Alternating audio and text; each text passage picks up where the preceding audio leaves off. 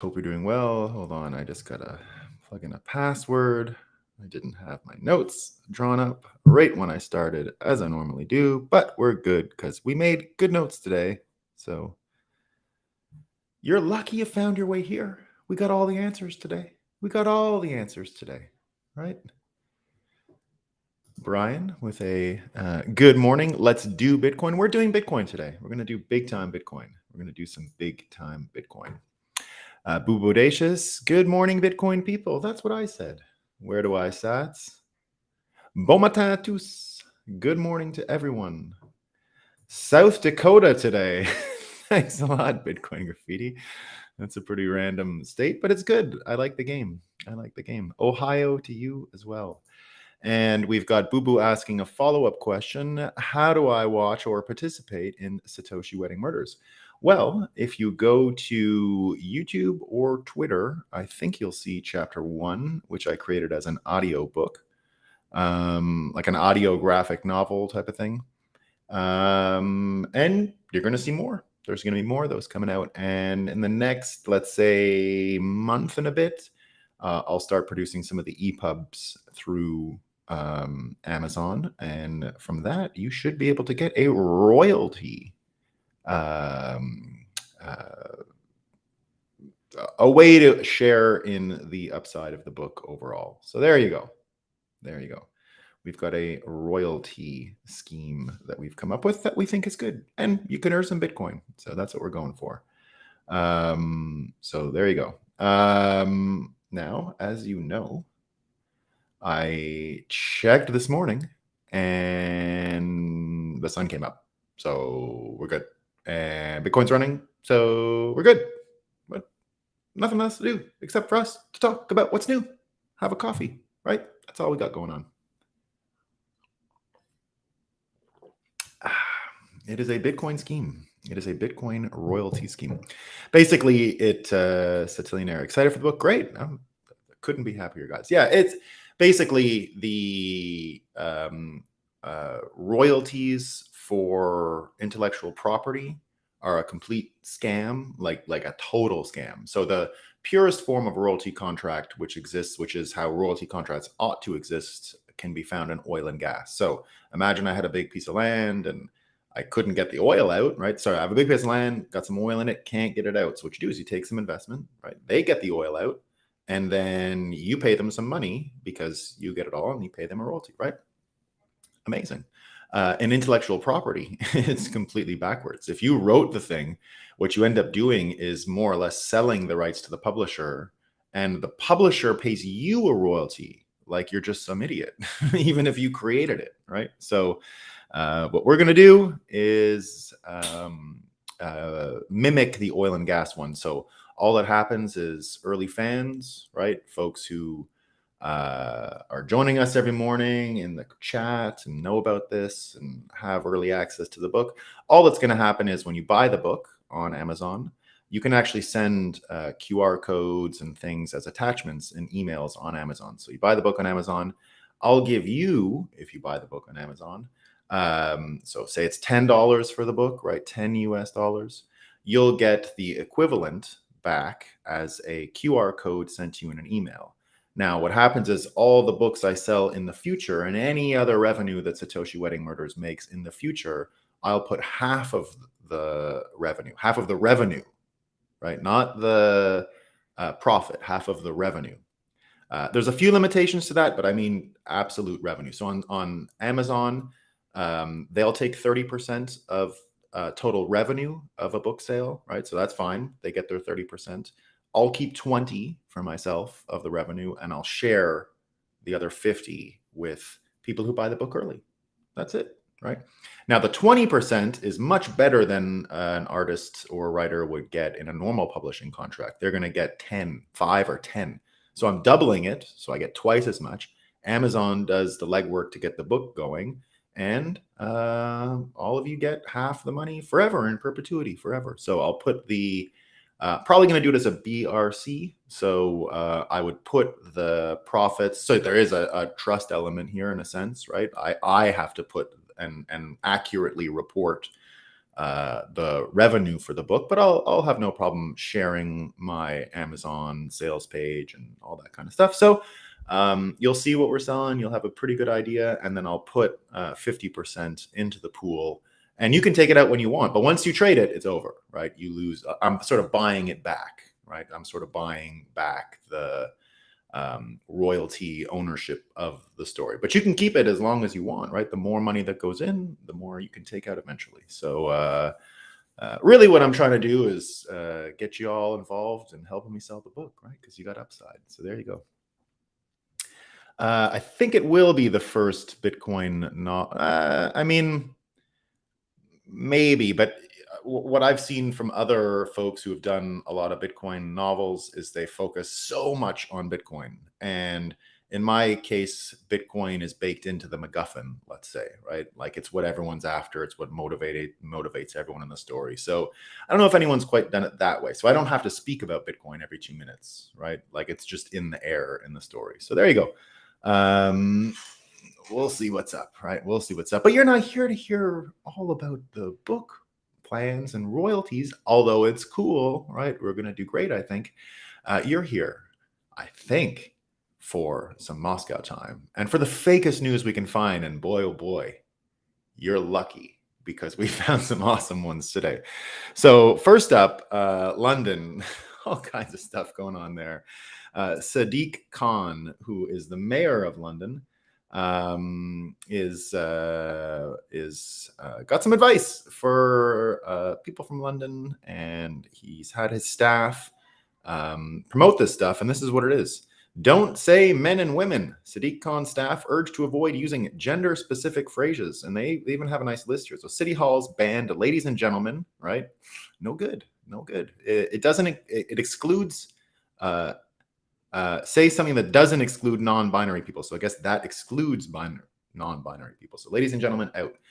Just like men and women, right? So now it's say people or Londoners instead, right? So men and women, no Londoners. Illegal migrant, out.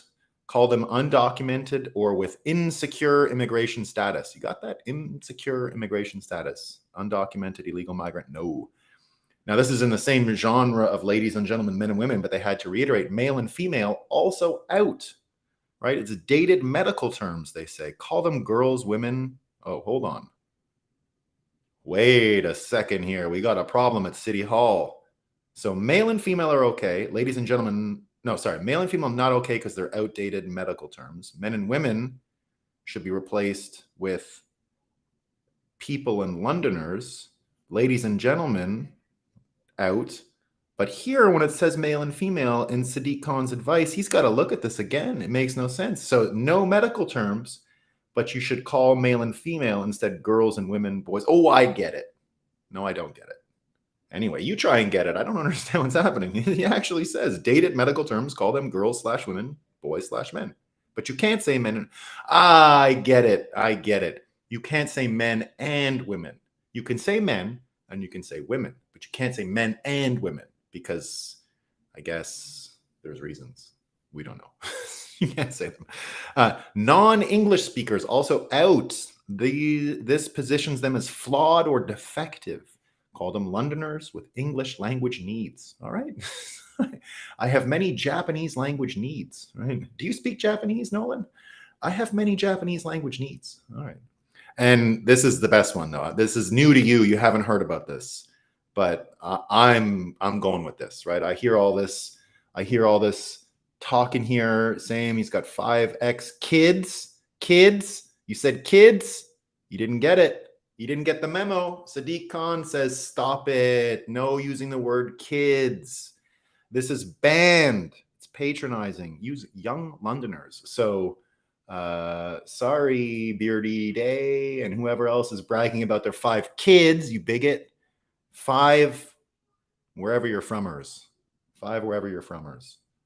I've got 2 Vermonters. I got 2 Vermonters, okay? Remember, no kids. We don't like that. I have English language needs people. Can we say people? Yeah, they said people's fine. Come on, people's fine for now. You have English language needs people. Not even for goats. They didn't talk about the kid goats. No, I bet you that one's okay though, because that's like this weird language used in a different context thing. I got one more for y'all. I know they're too good, right? So one more. See if your brain can take it, right? See if your brain can take it. This is from the Free Beacon, how tobacco companies are crushing their ESG ratings. I got to explain what they're doing, right? Because it's amazing stuff. And I have a business idea for anyone. I tried to build this a few years ago. I'll explain what it is. I left it on the vine, but if any of you are looking for some entrepreneurial ideas, I got one for you. Boy, do I got one for you. So here, new S&P Global to the London Stock Exchange. Tobacco companies are crushing Tesla in ESG ratings. How could cigarettes, which kill over 8 million people a year, be deemed a more ethical investment than electric cars? One answer, tobacco's gone woke. S&P gives Elon Musk car company an ESG score 37 out of 100. It gives Philip Morris, the maker of Marlboro, an ESG score of 84. Sustainalytics, another ESG rating, gives Tesla a worse score than Altria, one of the largest tobacco producers in the world. And the London Stock Exchange gives British American Tobacco an ESG score of 94, the third highest of any company on the exchange's top share index, while Tesla earns a middling 65. Why is this happening? It may have something to do with big tobacco's corporate progressivism. Companies like Altria have gone out of their way to emphasize the diversity of their corporate boards and the breadth of their social justice initiatives, from funding minority businesses to promoting transgender women in sports. But Tesla, whose executives are overwhelmingly white men, has resisted that bandwagon, going so far as to fire its top LGBT diversity officer last year. Tesla did that. The S in ESG, it typically includes diversity programs. Philip Morris International, which in 2021 advertised a partnership with African data scientists, got a score of 84. Tesla just got 20, idiots. The contrast highlights, so this is all from a guy named Aaron Sabarium. You'll find his Twitter handle in the description. The contrast highlights the hazards of a movement that lumps pressing health and environmental issues in with ideological fads. Early ESG efforts were laser focused on sin stocks, companies whose core business was deemed immoral, including tobacco. But as ESG investing has ballooned, so has the number of variables used in ESG ratings, which now encompasses everything from labor practices and carbon pledges to diversity trainings and human rights. So basically the game here is that they advertise to homosexual people. And remember, we're very LGBTQ plus here, but we don't want them smoking. It's bad for everyone, right?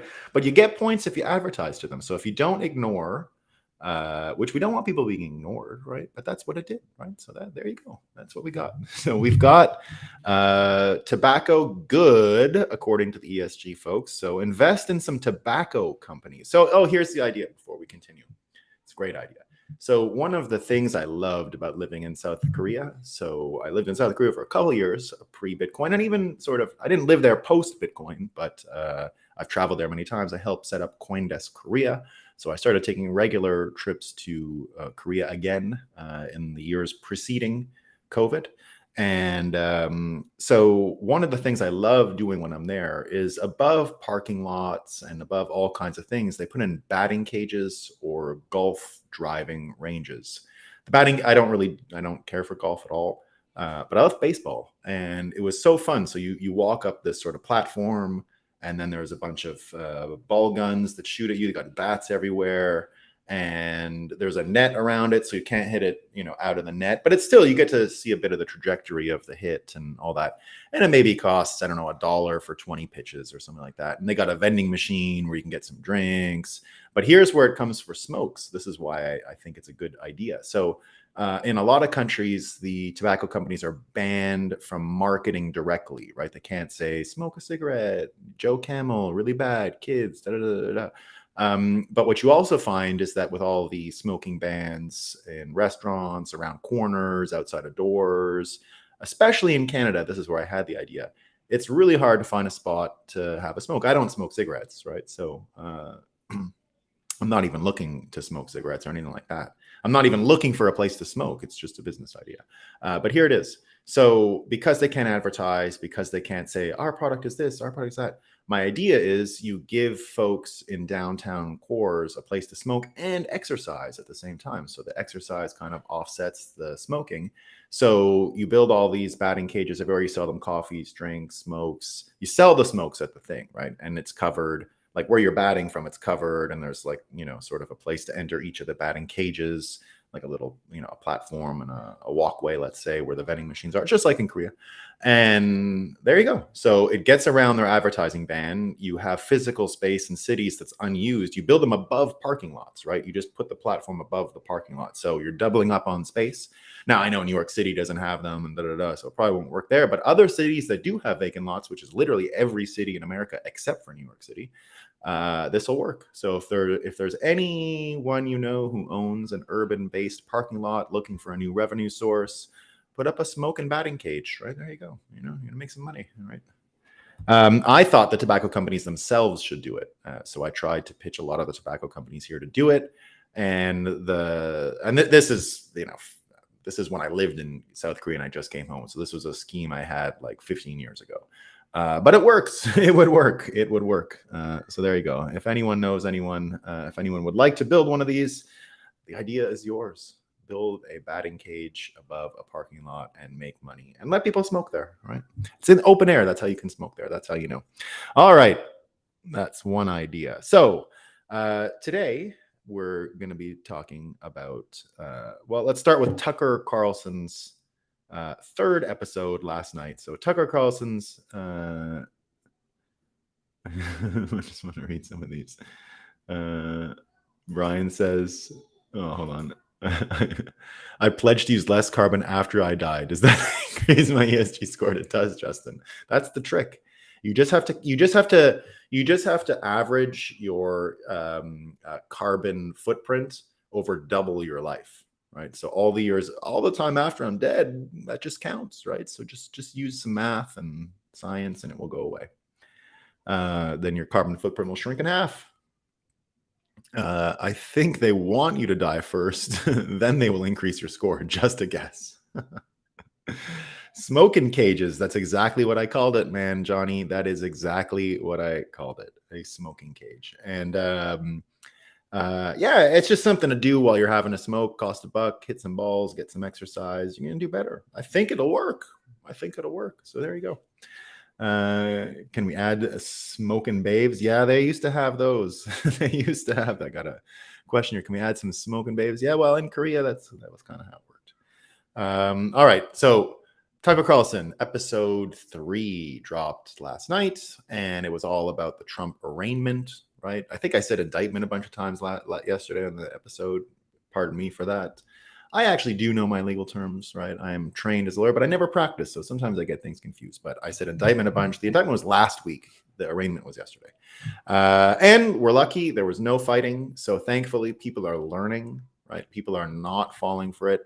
Turns out not a lot of Antifa showed up anyway, but really glad no one did anything stupid. Really glad we're not talking about that wildness today that I was worried about yesterday. So let's call it when we get them wrong, right? I was worried, small chance, but I was worried and I said it out loud, worried about violence yesterday, predicted it might happen.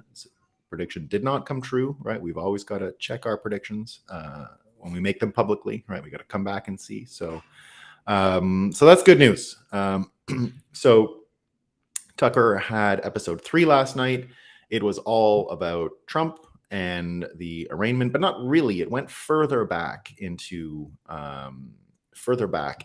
Trump's candidacy, presidency, everything. And so first of all, let's just get the numbers out of the way because we're kind of tracking this, right? So when I checked this morning, he had the same as episode 2. So around 37 million impressions. And you could sort of do a 1/10 score on that, right? So that I have no idea if the 1/10 score actual viewers to impressions is accurate. That's what some people say, right? Some people say it's 1/10 because it goes from impressions, which is just scrolling, and then it goes to clicking on, which is sort of like half.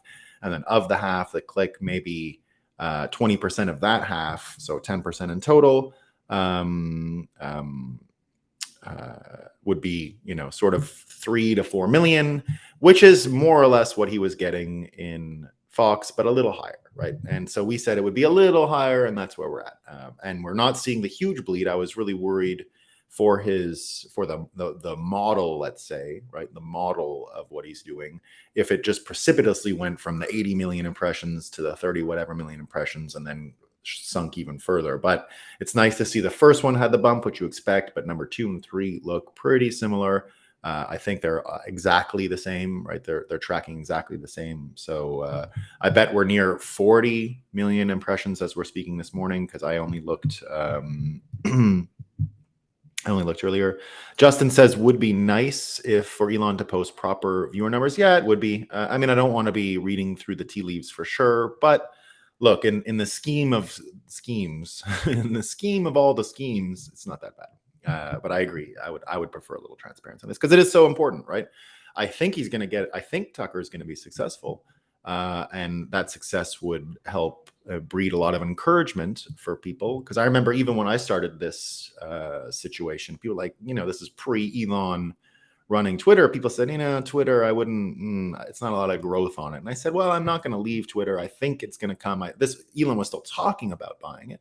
So I said, I'm going to wait. And if Elon buys it, I'm going all in. I was never really involved in Twitter until the rumors of Elon buying it began, right? That's sort of how I even started to use the platform. I always use it for research, but I never sort of spoke up on Twitter at all. For fear of what I had seen in my life. And I had seen a lot of stuff on Twitter. So in the sense that, a lot of stuff, what I mean by a lot of stuff is I've seen a lot of careers ended in the early days of Twitter, because I was involved in politics at the early days, and that was the time when people were still, oh, I'm drunk, I'm going to go on Twitter and say something. And I saw careers just get wiped off the face of the earth. And so there you go. That's why I didn't really get too involved. And then I felt validated in my choices, because I saw about 1 million people in Bitcoin getting purged all the time. Anyone who had spoken about Trump or Bitcoin and for a long time, right? So I'm glad I avoided a lot of that. But now that the hour is late, but you're not getting mistreated so badly on Twitter, I'm happy to use the platform and predict it will work out. So what did Tucker talk about on the show last night? The thing that is important is he highlighted where the narrative about Trump really went off the rails when it comes to the national security apparatus, political partisanship, and the media. So, and what he says, it's not the Mexican rapist speech. It wasn't Mexican rapist. It wasn't what are the other, the total and complete ban on Muslim travel. Like, I'm just trying to come up with the things that he did as candidate Trump, right?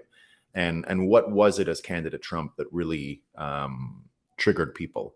Well, that's what Tucker was focusing in on. And what he said in the end about what actually caused this rift and made him so toxic for the national security apparatus, made Trump so toxic for the national security apparatus, what drove all of the insanity around Trump derangement syndrome, right? So Trump TDS.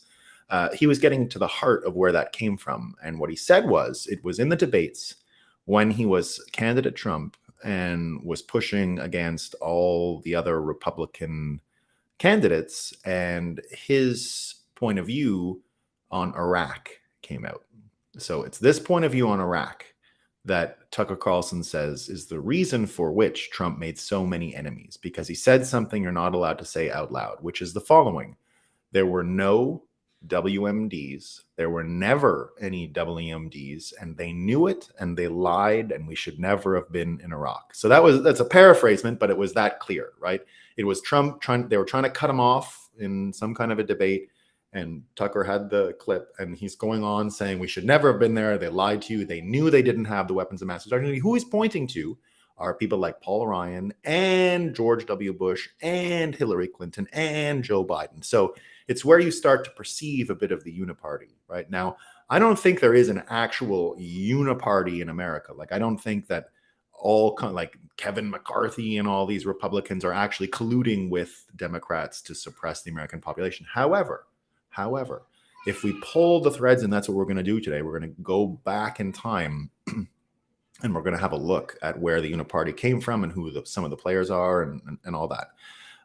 But first, let's keep talking about what happened, right? So Tucker gives this point of view that was the moment that Trump was targeted by national security agencies, and when the Trump derangement syndrome groundwork and persuasion went into effect, right? When the PSYOP machine started setting Trump up for these huge, crazy narratives like Russia collusion, Russia, all of that stuff, right? And so here Tucker focuses in on exactly when and how. And if you come back and start looking at, for example, even the perfect phone call, right? The Zelensky perfect phone call that Trump had while he was president. And now that we know some of this Burisma bribery Biden document, now we don't know if it's true, right? We're not here saying the FBI has a document that proves and an audio call. That's what everyone was saying yesterday. There's an audio tape out there of Biden saying, thanks for the $5 million or whatever. Right now, I don't think there is such an audio tape that is so conclusive. Like it just doesn't make any sense, right? Like everyone, if you're going to run a crime family, you know there's things you say in person. Now, the 17 trips or whatever that he took as president to Ukraine, there's enough there to wonder, right? So I'm not saying Biden is innocent by any stretch of the imagination. That's not what I'm saying. I'm saying that the audio clip that everyone's talking about yesterday, we'll see.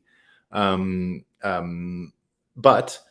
the proof of that, right? And so I guess the audio clip is even in Ukraine, like it's with the Burisma executives or something like that, right?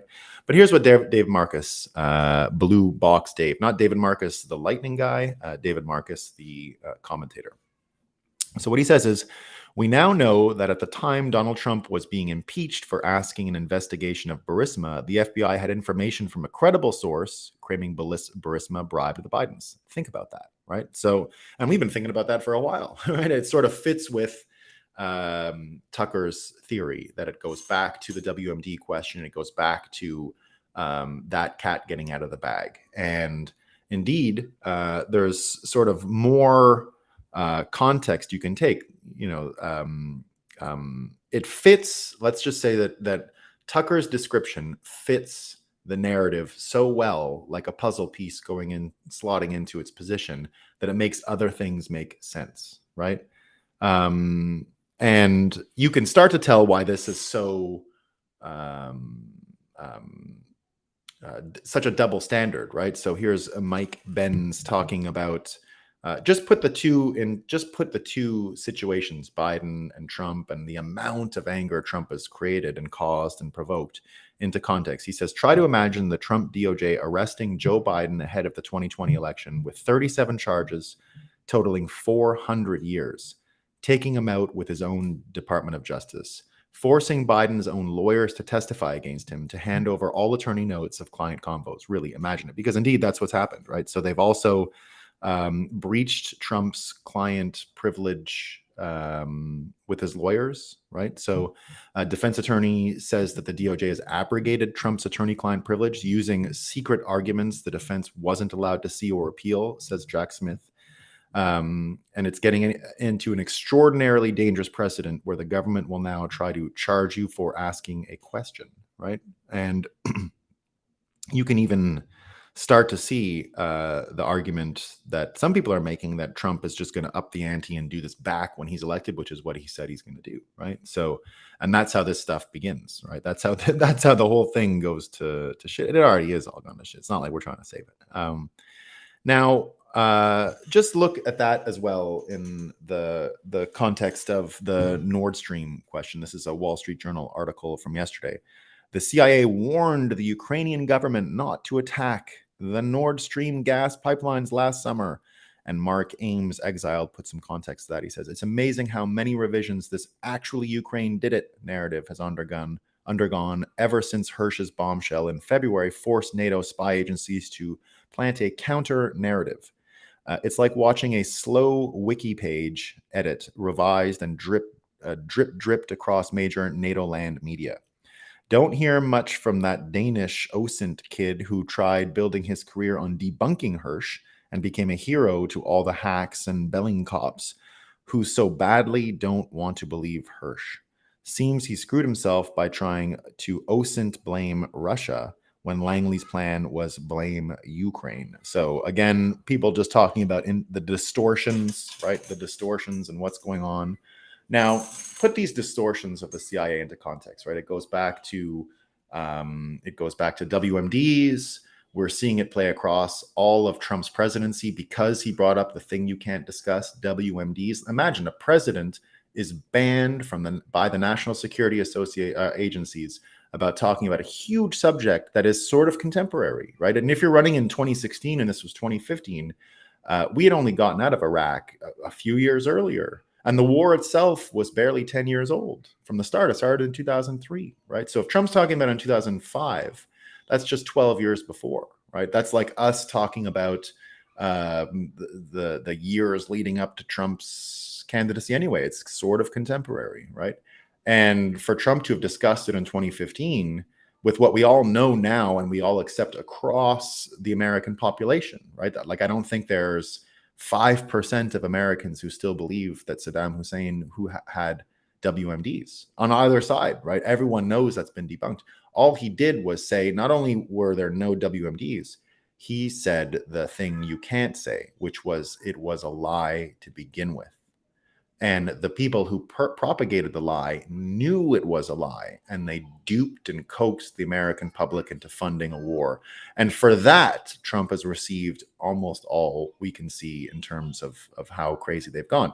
Now, I've said for a long time, the thing that I loved most about Trump as a candidate was that he was incapable of even self-censorship. So if we're in an era where we're worried about censorship, that you choose someone to be president who can't even self-censor, he's not capable, right? If he's got something on his mind, no matter, it's like the mole. Remember mole from Austin Powers, right? When someone has a mole or whatever, you got to say it, and there's nothing you can do. You can't silence yourself. That is more or less Trump. He's Austin Powers, right? He can't not say it. Like, it's not possible.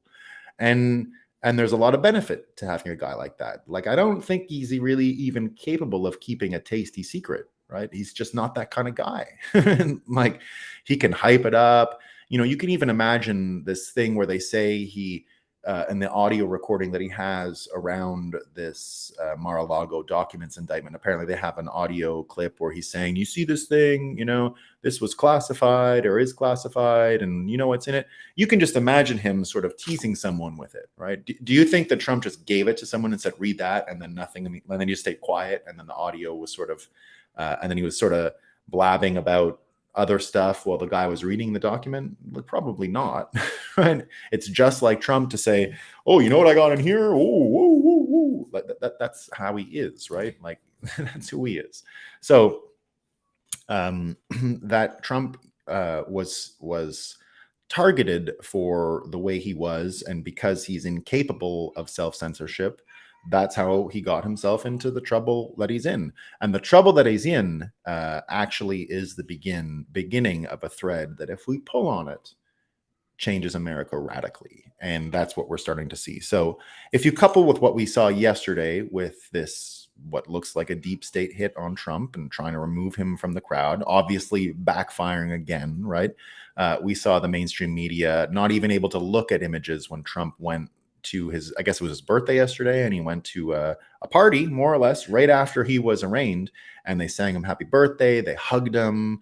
It was the same type of love that I described that I have for Trump, and a lot of people have for Trump. Now, again, I'm not a Trump 2024 supporter, right? I'm sick of defending him and all of his other things and the stuff he does and da-da-da-da.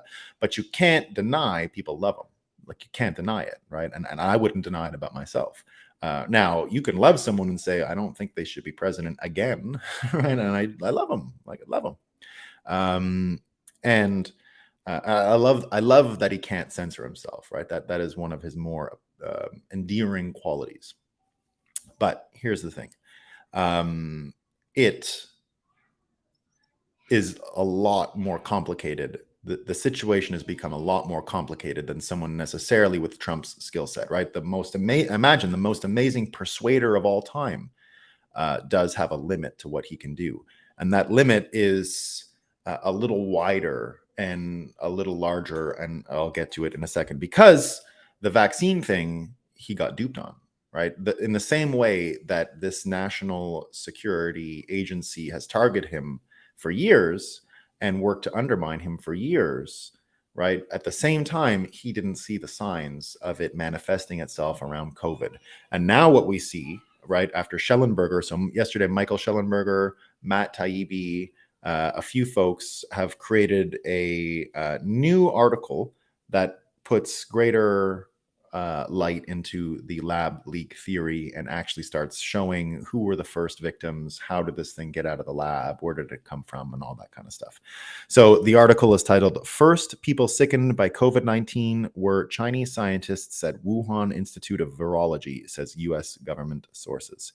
So Schellenberger says, after years of official claims to the contrary, strong new evidence suggests the virus known as SARS-CoV-2 escaped from a Chinese lab. According to multiple sources, the researchers who led gain-of-function research, which increases infectiousness, were the first to be infected.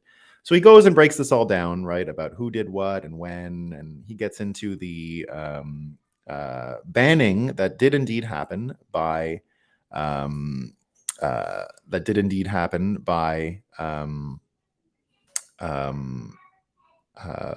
Obama, right? So Obama pushed a lot of this stuff offshore. He did think it was dangerous, pushed a lot of it offshore, which is how it ended up in Wuhan. So here's what he says. While scientists justify such research as necessary for developing vaccines, President Obama banned federal funding for gain-of-function research of concern in 2014 because experts had come to the consensus that it was too dangerous. So that's a bit of the context. Taibbi added, huge story by Schellenberger, reporting on patient zero of COVID was a Wuhan Health Institute of Virology scientist.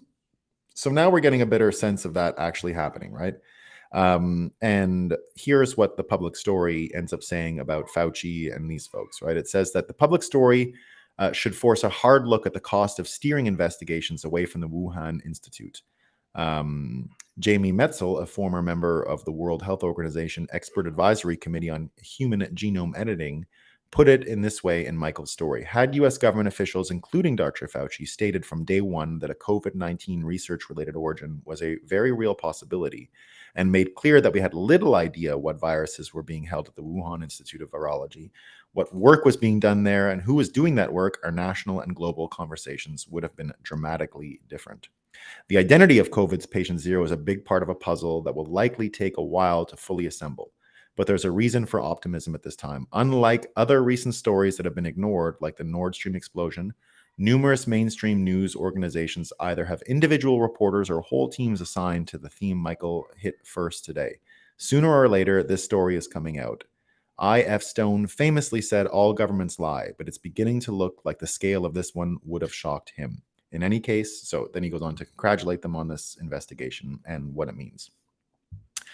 Kennedy, Robert F. Kennedy, commented on this article and said the following: they knew, they lied, it wasn't from a bat at the Wuhan wet market, and they knew it all along, and mocked and censored anyone who told the truth. This is about more than a few corrupt individuals like Anthony Fauci. The whole system is ripe with this kind of corruption. Corporate money has completely taken over our governing agencies. So now add this. What RFK says here is identical. It's identical to what Trump said in the debates in 2015 around WMD in Iraq. It's exactly what Tucker said was what caused Trump all of his trouble. Now, Kennedy obviously is coming out and saying the exact same thing here in exact same words. They knew, they lied. That's what got Trump in trouble. It wasn't even that he said they didn't have weapons of there were no weapons of mass destruction in Iraq. It's not, that wasn't the problem. It's that he went further and said they knew there never were, and they lied, right? So it's the lying and the lying, and the conscious work that was done to lie to get a result that is absolutely an abomination to most Americans, the Iraq War and the COVID response, right? Both of those things seem to be the biggest pits that America has fallen into in the last 80 years, right? Except for one more, which has all the same signs. So why is it, right? And this is what Tucker was getting at. Why is it?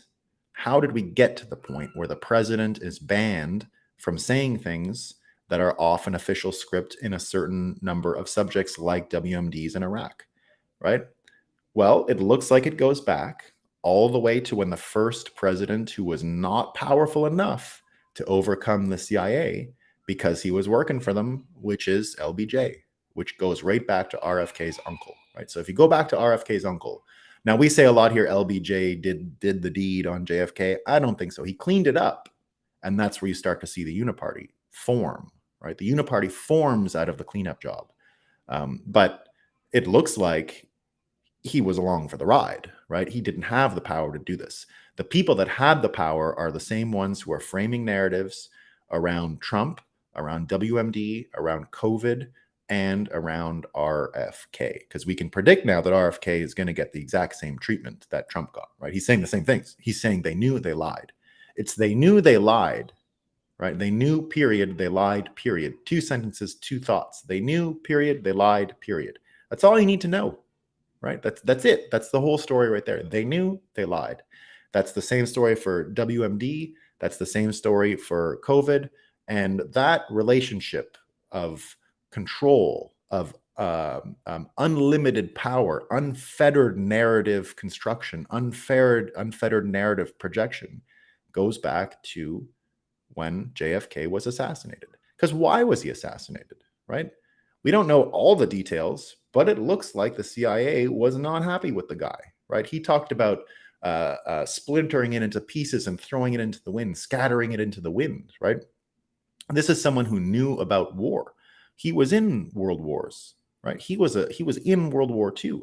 He knew that the dangers of war were so great and so unpalatable that it should be avoided at all costs. So he was there in Vietnam, for example, saying no boots on the ground, no active soldiers. He was funding the French. Yes, it's true, right? He was funding the French.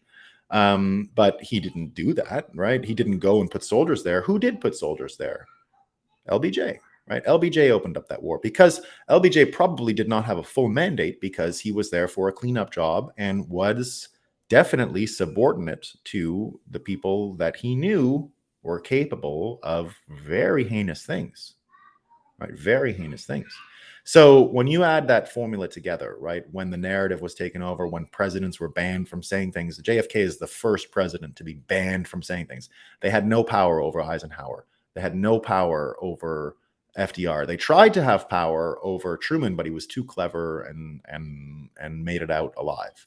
So the goal here of this national security apparatus, probably John Dulles, right? Probably John Dulles, was to subvert the actual order of control in America. And that's why America stops being the country we think it is in 1964. Now, I know Kennedy's killed in 63, but everything starts taking place in 64.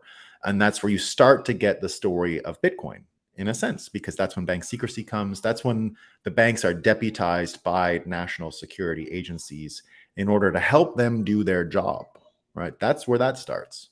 And so now we have this situation where the president can't say things. We've got these national security apparatus, and you can see the players. Here's the entire history of this thing manifesting itself through the American political system. Here's what it looks like. LBJ taps Republican Gerald Ford to be on the Warren Commission, right? So the Warren Commission has a Republican, and so it's bipartisan, right? Now, the one who does know who did it is on the sidelines now, Nixon. Nixon had run against Kennedy in 1960. And now his opponent, who they were not friends, is dead, right? So Nixon runs in 68, wins. In 72, he runs again, the largest margin, the largest win by any president in the history of America. He's going to end the Vietnam War. He's very anti-war, right? He's going to end the Vietnam War. And what ends up happening to him? Well, we have Watergate, which was a fake news, same PSYOP thing. We know now that the worse than Watergate reporters, right? The worse than Watergate. What are their names again? The Washington Post guys, that wrote anyway. We know they were also part of this whole construct, right? The guy, what are their names again? They go on TV all the time. They drag him out just to say worse than Watergate, right? That was worse than Watergate. Anyway, those guys, we know that they were, that was his first job, one of them, right? His first job was with the Washington Post, and his first assignment was Watergate. How many journalists get that right off the bat, right? No. He had come from the CIA. So the uniparty looks like this. So this guy, Gerald Ford, ends up being pushed by the apparatus to be the vice president for Nixon. Nixon didn't want him, just like Kennedy didn't want LBJ, right? So they put him there, and he's the guy who ran the Warren Commission. And now we got George Bush Sr., who some people say was around the event, and now he's the head of the CIA. And what happens to Nixon? He's out, right? They impeach him. And they impeach him through narrative. They impeach him through lies. They impeach him through all this stuff. Hillary Clinton is on the prosecution team for Watergate that the Democrats used to destroy him. So now we get Hillary Clinton in the game. Joe Biden comes to Washington at the same time, right? So what Washington does Joe Biden enter? He enters one that is criminal. we get a bunch of criminals running around and conspiring. So from there, we get the switcheroo that happened, right? So now Gerald Ford, head of the Warren Commission, appointed by LBJ, becomes the president. George Bush Sr. becomes the head of the CIA, and then thereafter, vice president under Reagan, who probably didn't understand what was going on, right? Like, we love him, but look, not the highest IQ in the gang, right? And from there, it's a mess. It's a mess. Right? It's an absolute mess, and it never ends. You get everyone connected to that JFK story. The Clintons are connected through the Watergate thing, which was a remedial effort to destroy Nixon, who was going to expose what happened in '64. So he's gone. Then you get the Bushes who were involved, and now they have their own tit for tat, right? We had a situation where from 1980 until 2016, there was a Bush or a Clinton on every ballot, every one, right? So that's not normal in America. That is absolutely anyone who has ties to these institutions getting a pass. A country of 300 and something million people, filled with exceptional people, can't live off of two families conspiring to be in power. And that's what you had, right? We had George Bush Sr. on the 80, 84, 88, 92 ballots, Clinton 92, 96, 2000 Bush Jr., 2004 Bush Jr., 2008 Hillary did try, right? She is on the ballot, and then 2016. So I guess 2012 that's the only one out there where you don't get a Bush or Obama a Bush or Clinton on the ballot. So only in 2012, but she was Secretary of State. So she's still involved in the apparatus, right? So now that we've got Kennedy talking about this stuff, and we can start to see the connections between these narratives, these people, that's where the Kennedy story starts to become so much more important, because the Kennedy story actually is the original weapons of mass destruction. It's the original moment that the power structure in America is altered. And it's incredible that the most intimate way this story affected American lives, this power structure changing, comes to be realized with the COVID vaccine story. The lockdowns, the response, the reaction, and all that. And who is most expert on that? It's RFK. It's RFK, right? He is the only person who understands exactly how this thing was set up, how it was progressed, how the narrative was advanced.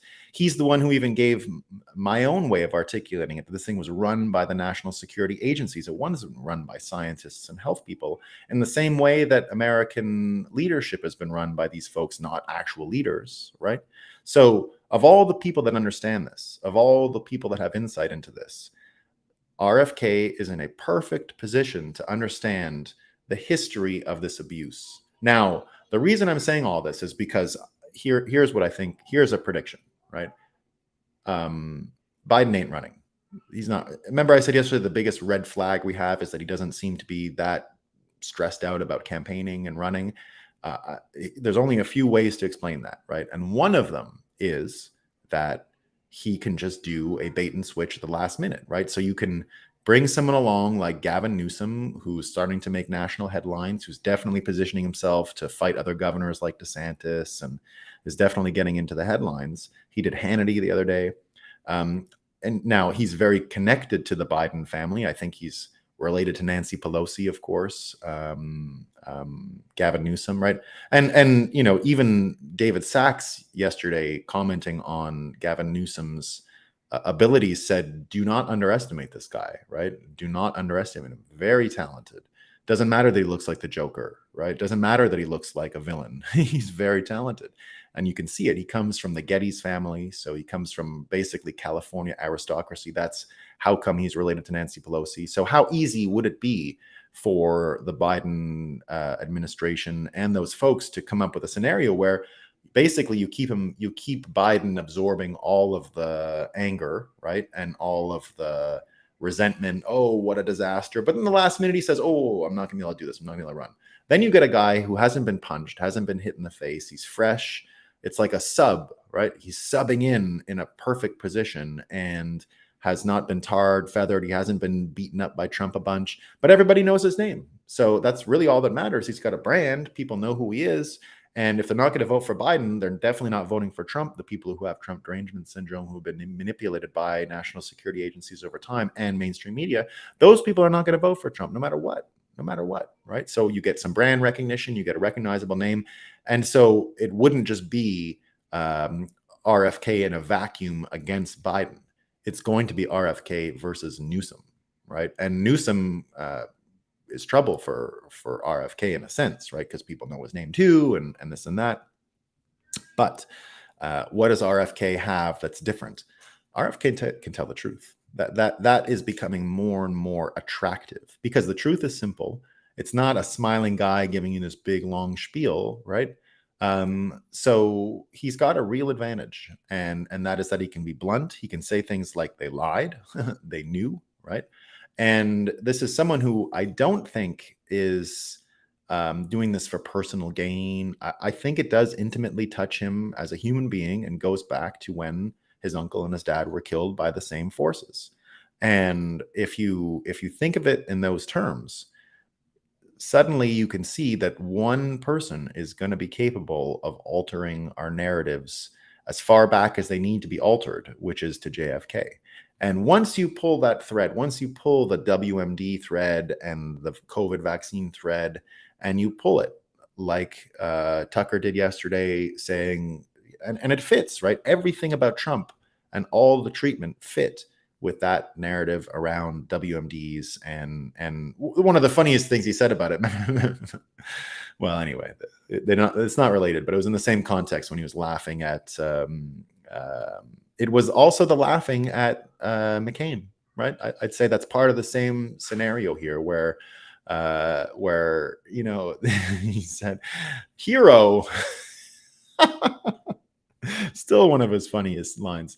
I like people who don't get caught, right? Well, why is he a hero? He got caught? Come on, right? All of this to say, we're leading in, and here's two things. Here's two things to end on a positive note to show how quickly things are changing. So here's where we're at as far as national security apparatus, spying, and America's ability to project this power globally using the NSA and all those other pieces. So this is from Politico, of all places, talking about a debate around the extension of the Foreign Intelligence Surveillance Act. So this is the FISA stuff that they got Trump on. So the FISA stuff is now up for review, right? So the spying techniques used to screw Trump are now up for review. And they're being debated right now. And so here's the headline. In the Senate, Biden's spy pitch falls on deaf ears. Lawmakers on both sides of the aisle are eyeing major changes to a controversial surveillance law, despite the administration's warnings. So it reads like this: the Biden administration's latest bid to convince lawmakers to renew a soon-to-expire FISA power without significant new privacy safeguards is off to a rough start. The problem: the administration keeps trying to show lawmakers the value of the spy tool while Congress is fixated on cleaning up the repeated abuse that has occurred under it. So here's what Senator Dick Durbin, the chair of the Senate Judiciary Committee, says: I will only support the reauthorization of Section 702 of the FISA Act if there are significant reforms. The law allows U.S. spy agencies to collect the text, email, and other digital communications of foreigners located abroad, but a series of recently documented abuses involving Americans whose data has been swept up into the program has led to both Republicans and Democrats to push for sweeping changes ahead of the statute's year-end expiration date. So it looks like, and here's what Senator Mike Lee said: I have raised significant concerns in hearing after hearing after hearing about FISA and its shocking disregard for Americans' constitutional rights and civil liberties. So this is coming to America. The conversation, at least, doesn't look like it can be swept under the rug. And then here's the even better news, and this comes from Kyle Kemper. Kyle Kemper, who is a Bitcoiner. So Kyle says, and he's focusing here on Kenya. So now this is about changes abroad, right? So what happened in Kenya yesterday, right? Little, tiny little story. But you remember what the whole story in Iraq was about? The WMD, the reason why WMDs were brought up in the first place. Do we remember? It was because Saddam was going to sell oil for euros, right? That's what it was. And so what happened yesterday, right? So while America is caught up with Trump, while it's caught up with Ukraine, Seymour Hersh, what's going on with COVID, what's going on with Nordstream, all of that stuff, right? While that's all going on, this little country, Kenya, beautiful place, right? Here's what they say.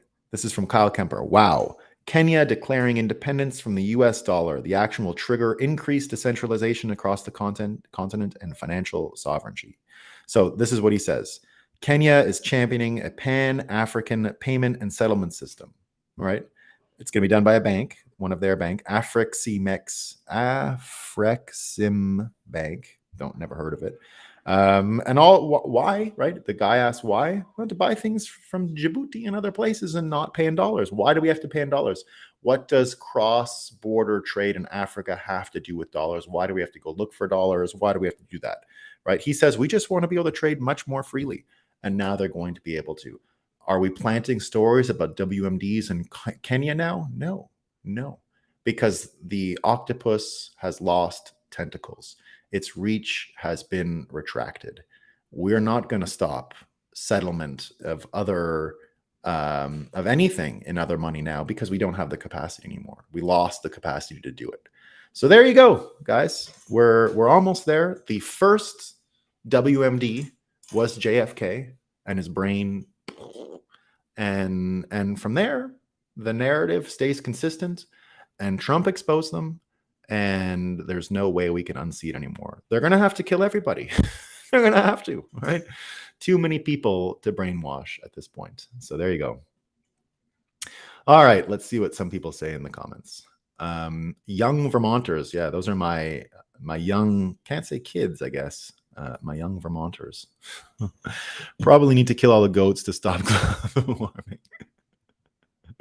Just as I'm talking about killing everybody, John Hopkins now calls men and women men and non-men. Yes, my non-man wife, my non-man partner, because they do kill people. Yeah, I like this one. Die, diversity, inclusion, equity. Die. Clearly, Tesla are Nazi bigots. They sure are. They sure are. Okay, we got the pledges to not use any the pledges to not use any carbon until after you die. Power is like water. It's very fluid. They begged the Ukraine Navy not to attack. They begged them. Yeah. Woodward and Bernstein, thank you. Yeah, Deep Throat, Woodward and Bernstein. Fetterman 24. Sorry, it wasn't loading down. I don't know. I was dang, usually okay. Fetterman 2024. Yeah, it was Woodward and Bernstein. See, those are the fake guys, right? Joe, I have to confess, I like Trump. Who doesn't? Come on. Doesn't mean you have to support him for president, right? Fetterman 24, America unfettered. Yeah, no, not Deep Throat. We know who Deep Throat is. Deep Throat was the guy from the White House. He didn't campaign last time. Most votes ever. Why? Yeah. Exactly. That's the red flag, guys. That's the red flag. He absorbs all the ice cream. Yeah. For those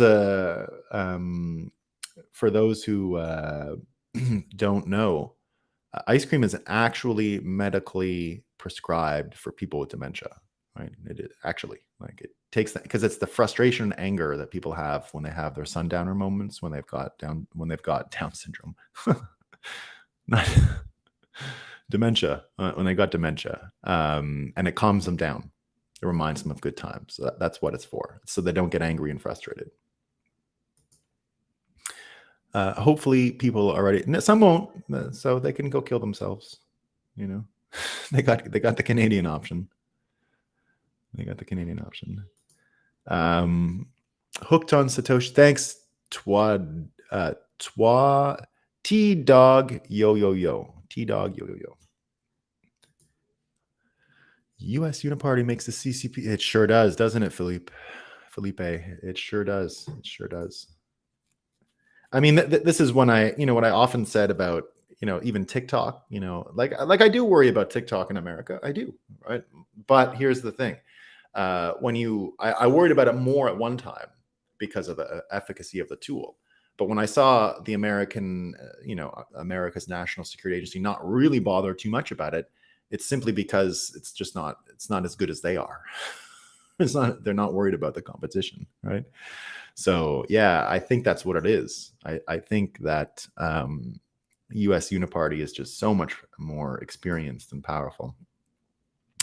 Brilliant man, I love your thought process. I used to do Scott Adams every day and lost a bit of interest. I enjoy his tweets, but now you're my go-to morning. Thanks a lot, man. Well, we cover a lot of Scott Adams stuff here. So Von Ray, if you're ever wondering what's going on over on the Scott Adams show, I watch it regularly, and I have one of the reasons why I do it at 8 is so I don't copy him, right? Because the way Persuasion in the Mind works, if I did my show after him, for example, and he does it every day at 10 Eastern, I wouldn't have as many original thoughts just because he does influence me. I don't watch the show at 10 and I don't watch it live. I sort of download it and watch it throughout the day a bit. But thanks. That's a amazing compliment to me, Vaughn, because I used Scott Adams, model, let's say.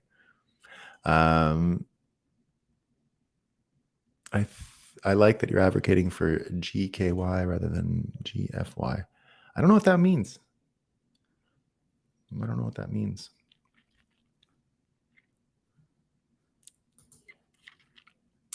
Dump Adams by Bowerly.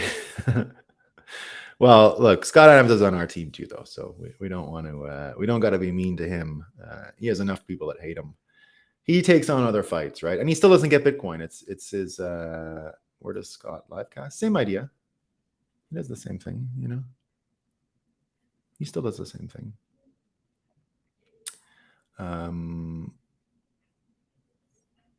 He does the same one. All right, team. That's all I got for today. Right, let me put that up. I like to end on a nice note because that's what people see. Well, whatever. All right. Peace, everyone. See y'all. Have a great day. See you tomorrow.